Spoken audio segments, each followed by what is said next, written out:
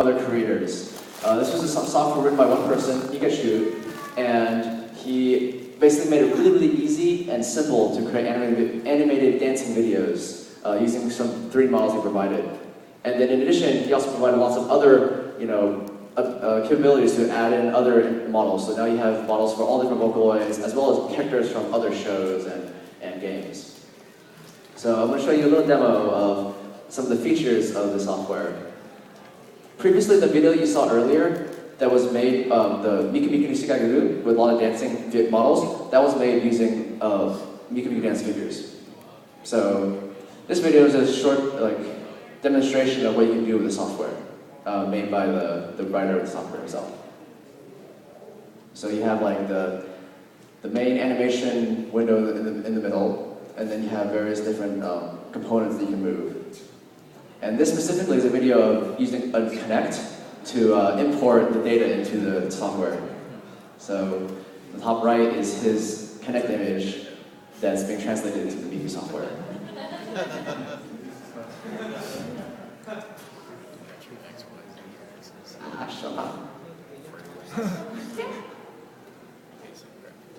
So you can record various clips.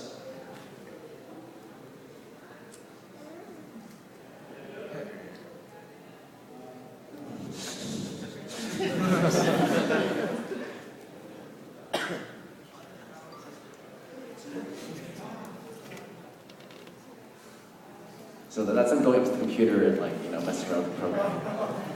So he has the camera over here and the computer over here. So he's dancing in front of the camera, and then he modifies the program used on the computer over here.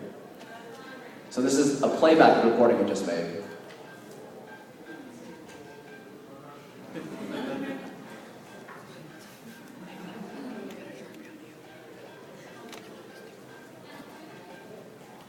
So you can import this data into other media files that you have, or other animation files that you have.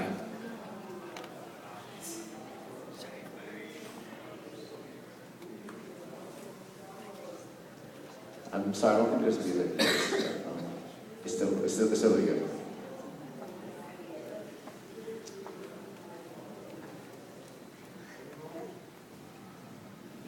So now I'm going to try to dance along with this animation video that he had recorded previously.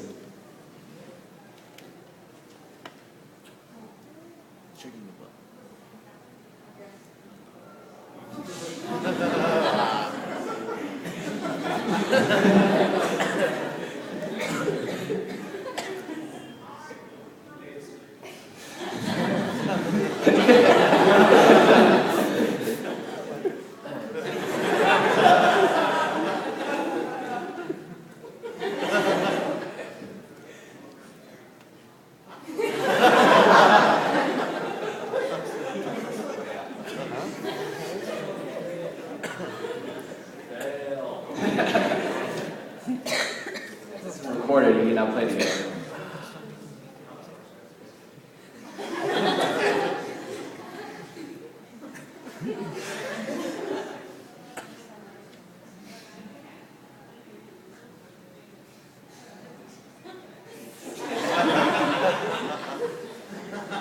Yep. So that's an example of what Miku Dance can do. And it's a pretty cool software. I encourage everyone to check it out. It's an example of creating things for yourself using other people's creations and remixing and taking things and bringing it to the next level.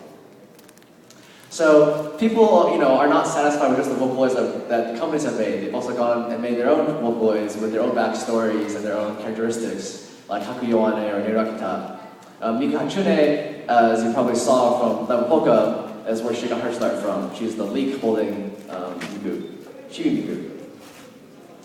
And then people like memes, right? So they decided to give every single, or as a community, they have come upon this agreement to give everyone a character item. So Meiko has sake, Kaito has ice cream, Lina and Ren have orange and banana, because Ren's hair looks like a banana. And Luca has taco for octopus, or sometimes tuna as well. But I like Taco Luca because I think she's really cute. So.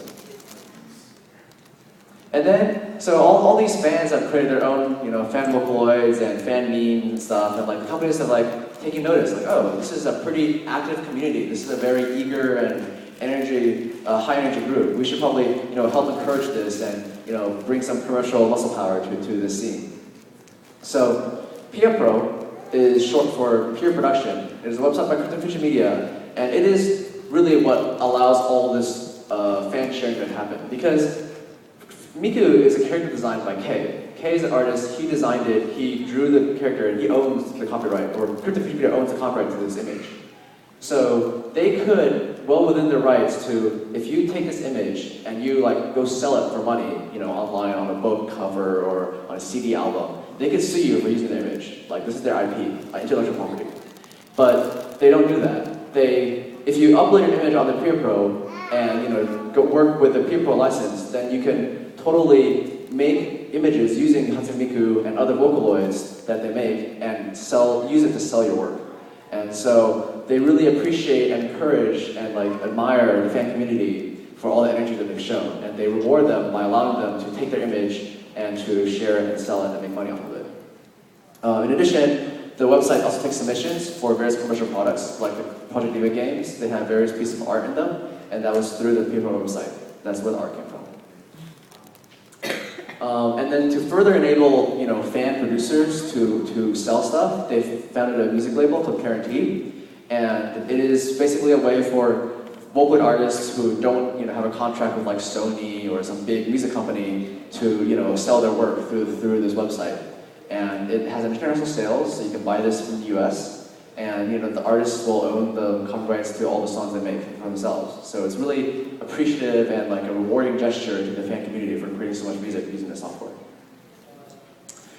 But if you're unlucky, one of the lucky few to have caught the attention of various big companies like Sony, for example, Supercell, and various other artists, then they will also sell your music for you and make lots of money off of it. But Supercell's really good, so I approve of this. So it's okay. Sometimes the various commercial companies will make collaborations where a bunch of, or more like an appendix of a bunch of popular songs and put them into an album. So Exit Tunes does this every few months. Vocaloid, Genesis, Vocaloid, Rhythm, etc.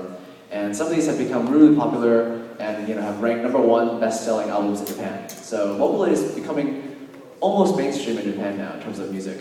There have been various surveys showing that 60% of all teenage girls have sung Vocaloid before, karaoke or something. It's pretty cool. And some of the songs become very popular in their own right, that they found their own series. So Block Rock Shooter was a song that I mentioned earlier, composed by Supercell. The character is often confused with, but she is not actually Hatsune Miku. And the song was so popular that it was created into an anime series last year and 2 years before. The origin behind it is that Kuke, the artist, created the character, and Ryo from Supercell liked it so much that he made a music song for her. And it's become her theme song and so popular in anime. So it's a pretty cool story of how a piece of art, character, became a song, became an anime, and became novels and mangas and stuff. So it's pretty cool. And then lastly, you have these Miku Live events. For example, Anime Low had a Miku sing perform there. And then Miku no Hi Kansha Sai is Miku's Day Thanksgiving concert, or 3/9 Day. And the reason why they chose March 9th as the date of the concert is because in Japanese, you can pronounce 3 and 9 as Mi and Ku, which stands for Miku. But you can also pronounce 3 and 9 as San and Kyu, which is Japanese English or English for thank you, Sankyu. So this is Miku's Sankyu concert. And it's really a sign of how they appreciate the fan community so much, because every song in this concert was produced by some local producer, not by some commercial company making music. So it's very much a fan concert for the fans. Although there is some company budget behind it to make the animation really pretty, but still it's all about the fans making music. And so I've been focusing mostly on Japan, the Japanese market, Japanese companies. And so what has happened abroad? So Guarantee, the music label I mentioned before, had noticed a trend that it seems half our sales are actually not from Japan, but from the US, the red line in this chart. And so they were like, oh, maybe we should go to the US and check out what they think of Miku and Vocaloid. So they brought the DVD, or Blu-ray, sorry, of the Miku no Kanshasai concert to San Francisco, and they shared it, and it was a sold-out concert. I was there, it was pretty cool. And then they're like, oh, okay, let's try to branch out into America further. And they're like, oh, let's do an advertising campaign with Toyota for some really random reason. And the art was okay, I guess. They changed it after like a couple days. It's not there anymore. And then they're like, let's bring Miku Live to the United States. So they had the Mikunopolis concert in LA in 2011. And tickets sold out 2 weeks after the announcement. That's how popular it was. So a lot of people, they were kind of bummed because they showed up at Anime Expo and could not buy tickets to the concert. So it was pretty unfortunate. And this event really captured the attention of lots of mainstream media. They're like, whoa, what is this like hologram concert, virtual idol, blah, blah, blah. And I think one of the main complaints that I have read online from people is like, this is not real. She is not a real artist. She's not a real singer. And the sad truth is, most real singers are just as real or as fake as Miku is. In terms of how much does a singer have to say in terms of like how they look like or what songs they produce and what they sing? Usually, most idols and commercial artists have huge teams of people composing music, working on the wardrobe, working on the lyrics and stuff. Like most stuff that you see in commercials, all produced by these big companies. All they have to do is make money. And that's what record labels are for, they're for making money. But Vocaloid, in my opinion, is more true in terms of Vocaloid music is mostly in terms of people trying to make music for fun, making music to compose music for the sake of composing music by itself, not to make money.